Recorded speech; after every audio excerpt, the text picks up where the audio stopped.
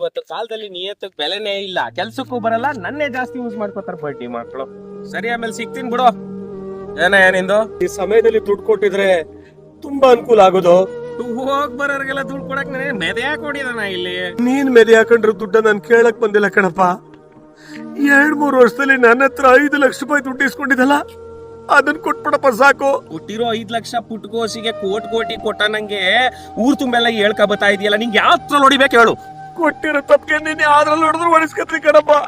ಆದ್ರೆ ಈಗ ಕೊಟ್ಬಿಟ್ರೆ ನನ್ ಮಗನ್ ಜೀವ ಉಳಿಸ್ಕತೀನಿ. ನನ್ನ ಹತ್ರ ದುಡ್ಡು ಇಲ್ಲ, ನೀನ್ ಯಾರು ಅಂತಾನೂ ಗೊತ್ತಿಲ್ಲ, ಅದೇನ್ ಕಿತ್ಕೋ.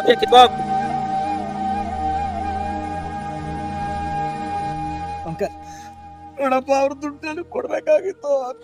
ಎಲ್ಲ ಕೇಳಿಸ್ಕೊಂಡೆ. ಈಗಿನ ಕಾಲನೇ ಹೆಂಗೆ, ಅವರು ತೀಟೆ ತೀರೋ ಗಂಟ ನೀವೇ ಇಂದ್ರ ಚಂದ್ರ. ಅದೇ ತೀಟೆ ತೀರೋದ್ಮೇಲೆ ದೌಲತ್ತು ದುರಾಂಕಾರದಲ್ಲಿ ಮಾತಾಡ್ಬಿಟ್ಟು ಹೋಗ್ತಾರೆ. ಅಂಕಲ್, ಚಂದ್ರನ್ ವಿಚಾರ ಎಲ್ಲ ಗೊತ್ತಾಯ್ತು. ಅವನು ನಿಮ್ಗೆ ಮಗ, ಆದ್ರೆ ನನಗೆ ಪ್ರಾಣ ಸ್ನೇಹಿತ. ನನಗೆ ತುಂಬಾನೇ ಸಹಾಯ ಮಾಡಿದ್ದಾನೆ. ದುಡ್ಡು ಎಷ್ಟು ಖರ್ಚಾದ್ರೂ ಪರವಾಗಿಲ್ಲ, ನಾನು ಅರೇಂಜ್ ಮಾಡ್ತೀನಿ. ರಾಜರಿಗೋನು ಆಗಿತ್ತು ದ್ರೋಹ, ಸಂಬಂಧಕ್ಕಿಂತಾನು ತುಂಬಾನೇ ದೊಡ್ಡದು ದುಡ್ಡಿನ ಮೋಹ. ಸೋದೋನೆ ಗೆಲ್ಲೋದು, ಕೊನೆಗೆಂದು ನಿಲ್ಲೋದು ನೀ ಗೆಲ್ತೀಯಯ್ಯ.